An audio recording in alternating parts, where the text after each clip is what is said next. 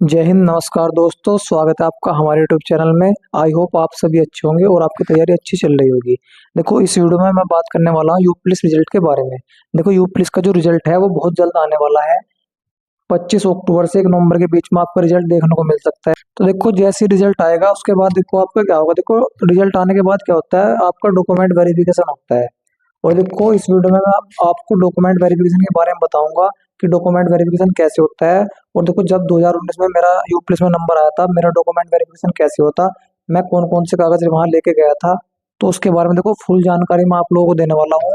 बने रहिए लास्ट तक मेरी वीडियो में। देखो, सबसे पहले मैं बात करता हूँ। देखो, जब आपका यूपी पुलिस से 2024 में नंबर आएगा, आपका जब डॉक्यूमेंट वेरिफिकेशन होगा, तो देखो सबसे पहले आपको क्या करना है। जो तुमने जब यूपी पुलिस का एग्जाम फॉर्म भरा था और उसमें अपनी जाति और मूल निवास प्रमाण पत्र जो लगाए थे, वे आपको लेके जाने हैं वहाँ ओरिजिनल, और उनकी फोटो स्टेट। उसके बाद देखो, आपको 10th और 12th की मार्कशीट लेके जानी है। देखो, 10th और 12th की मार्कशीट है, ये ओरिजिनल लेके जानी है आपको। और इनकी फोटो स्टेट भी करवा लेना, दो दो, ठीक है। उसके बाद देखो, 4 फोटो लेके चले जाना अपने। 4 फोटो लेके गया था भाई मैं। और देखो, ये मेरी जाति और मूल निवास की फोटो स्टेट है। उन्हें देखो अटेस्टेड भी करवाना आपको। देखो, अटेस्टेड करवाना आपको ने। उसके बाद मार्कशीट की फोटो स्टेट, देखो अपना आधार कार्ड भी लेके जाना है और आधार कार्ड की फोटो स्टेट भी लेके जानी है। और इसमें मेरा नंबर आया था और जब मेरा डॉक्यूमेंट वेरिफिकेशन होता है, देखो इस तरह का एक एडमिट कार्ड होता है, आपको दिख भी रहा होगा। इस तरह का एडमिट कार्ड आपको वहां लेके जाना है, ठीक है। उसके बाद देखो, जब एडमिट कार्ड आपको लेके जाओगे तो वहां तुम्हें देखो एक ऐसी पोलोथीन मिलेगी। इस तरह की पोलोथीन मिलेगी और उसमें देखो 4 कागज होते हैं। ये 4 कागज आपको मिलते हैं पोलोथीन में। दिखा देता हूँ, देखो मैं आपको। जब देखो मेरा डीवी हुआ था, तो ये देखो 4 कागज मिले थे मुझे। इस तरीके से एक पोलोथीन मिलती है, आपको दिख रही होगी ये पोलोथीन। इसके अंदर एक कागज होते हैं 4। देखो, पहला कागज इस तरीके का होता है, इसे तुम्हें फिलअप करना होता है, यस नो, ठीक है। इसमें कुछ डिटेल दी होती है, उन्हें हमें फिलअप करना होता है। उसके बाद देखो, एक कागज ये होता है इसके अंदर। और देखो, एक कागज ये होता है। और सबसे जो लास्ट में होता है, देखो ये कागज होता है, ये मेन कागज होता है। ये आपको दिख रहा होगा, ये मेन कागज होता है इसमें। देखो, इसमें होता क्या है, इसमें देखो तुम्हारी सबसे पहले चेस्ट नपती है, चेस्ट, ठीक है। चेस्ट जब आपकी पूरी हो जाती है, उसके बाद आपका जो हाइट होती है वो नपती है। और हाइट अगर आप फिट हो तो आपके देखो ये कागज जो है इस पन्ने में सारे इकट्ठे कर लिए जाते हैं और इन्हें वापस ले लिया जाता है। अगर आप डीवी में बाहर जाते हैं तो आपको ये वापस कर दिए जाते हैं कागज, ठीक है। तो देखो, जब मैं मेरा डीवी हुआ था तो मैं देखो फाइनल उसमें बाहर हो गया था हाइट में, तो ये इसलिए मेरे पास कागज अपने हैं। तो मैं आपको बताना चाहता हूँ, देखो ये आपको कागज लेके जाने हैं वहां से जब आपका डीवी होगा। अब मैं बात करता हूँ, देखो डीवी कट ऑफ के बारे में। देखो, कितनी कट ऑफ रहने वाली है डॉक्यूमेंट वेरिफिकेशन के लिए। अगर आपके देखो इतने मार्क्स बन रहे हैं तो आप बिल्कुल सेफ हो, आपका डॉक्यूमेंट वेरिफिकेशन जरूर होगा। देखो, मैं बात करता हूँ कैटेगरी वाइज यूआर।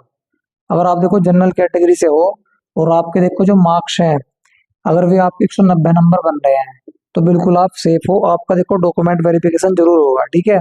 उसके बाद मैं बात करता हूँ, देखो ओबीसी कैटेगरी की। अगर आप ओबीसी कैटेगरी से हो और आपके 180 नंबर बन रहे हैं, तो आप भी बिल्कुल सेफ हो, आपका डॉक्यूमेंट वेरिफिकेशन जरूर होगा भाई, ठीक है।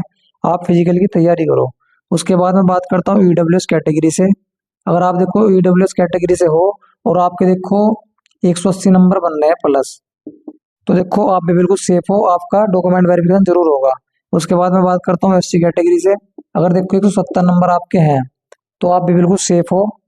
देखो, अगर आप एसटी कैटेगरी से हो और आपके जो नंबर है 160 नंबर बन रहे हैं, तो देखो आपका भी डॉक्यूमेंट वेरिफिकेशन जरूर होगा, ठीक है।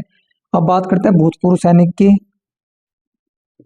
भूतपूर्व सैनिक, देखो भूतपूर्व सैनिक की बात करूं मैं, अगर आपके 80 नंबर बन रहे हैं तो आप भी बिल्कुल सेफ हो। अब देखो, ये थी मेल कैंडिडेट की। अब देखो हम बात करते हैं फीमेल कैंडिडेट की।